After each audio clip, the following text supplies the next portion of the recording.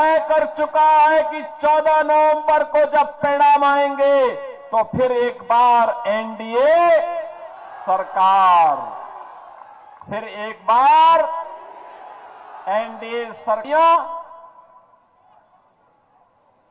बिहार, जिस बिहार का अपना गौरवशाली इतिहास रहा हो, जिस बिहार ने नालंदा विश्वविद्यालय दिया हो, जो बिहार आर्यभट्ट और आचार्य चाणक्य जैसा महान आचार्य दिया हो, जिस बिहार ने महात्मा बुद्ध को ज्ञान प्रदान किया हो और जिस बिहार ने 24वें तीर्थंकर भगवान महावीर को जन्म दिया हो, आखिर वह बिहार किसके कारण साक्षरता में देश के अंदर सबसे पीछे हो गया? बहनों और भाइयों, इस पाप का दोषी कोई और नहीं, इस पाप का दोषी कांग्रेस और आरजेडी बराबर के दोषी हैं। जिन लोगों ने अपने स्वार्थ के लिए बिहार का उपयोग तो किया, लेकिन बिहार के विकास के लिए बिहार की मेधा और बिहार की प्रतिभा और यहां की ऊर्जा का उपयोग बिहार के विकास में नहीं होने दिया। बिहार का नौजवान मेहनत करता था, उसकी मेधा और उसकी प्रतिभा का लोहा देश और दुनिया मानती है, लेकिन जब बिहार के विकास की बात आती तो कांग्रेस और आरजेडी के लोगों की दलाली इस नौजवान की मेधा को कुंद कर देती थी। हताश और निराश बिहार का प्रतिभा, यहां का नौजवान प्लान करने के लिए मजबूर हो गया था। पिछले 20 वर्ष में एनडीए की सरकार में नीतीश बाबू के नेतृत्व में बिहार में सुशासन की आधारशिला सुदृढ़ हुई है और बहनों और भाइयों, इसी सुशासन की सुदृढ़ नींव में एक समृद्ध और विकसित बिहार के निर्माण के लिए एनडीए सरकार फिर से बिहार के अंदर आवश्यक है और इसी के लिए आज मैं आपसे आह्वान करने के लिए आया हूं।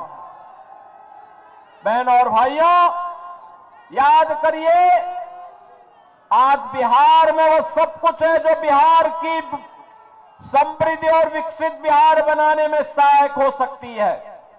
रोड की कनेक्टिविटी है, रेलवे की कनेक्टिविटी है, एयर कनेक्टिविटी है, इनलैंड वाटरवे की कनेक्टिविटी है, मेट्रो की सुविधा है और बहनों और भाइयों, आज बिहार के अंदर वह सब कुछ है। आप याद करिए, एनआईटी है, आईआईटी है, आईआईएम है, एम्स है, इंजीनियरिंग कॉलेजेस की श्रृंखला है और बिहार के अंदर अब मेडिकल कॉलेजेस की भी एक लंबी श्रृंखला खड़ी हो गई है। बहनों और भाइयों, अब बिहार में अच्छे शिक्षण संस्थान हैं, खुल रहे हैं, निवेश आ रहा है और निवेश की पहली शर्त है सुरक्षा।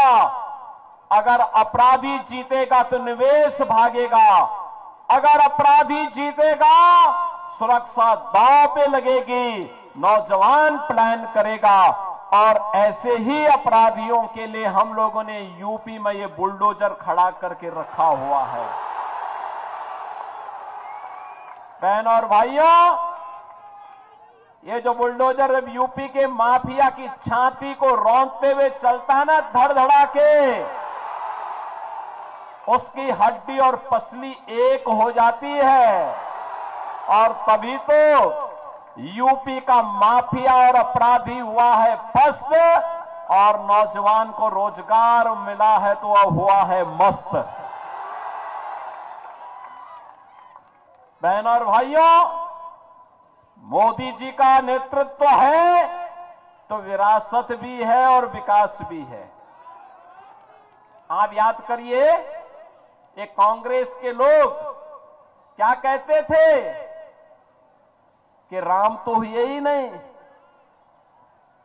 आरजेडी के लोग खानदानी माफिया को बचाने के लिए और खानदानी माफिया को जिताने के लिए उसके दबाव में राम मंदिर की रथ यात्रा रोक देते हैं। इनका पार्टनर समाजवादी पार्टी उत्तर प्रदेश के अंदर राम भक्तों पर गोली चलाने का दुस्साहस चलाती करती है, लेकिन तब भी राम भक्त कहते थे राम लला हम आएंगे मंदिर।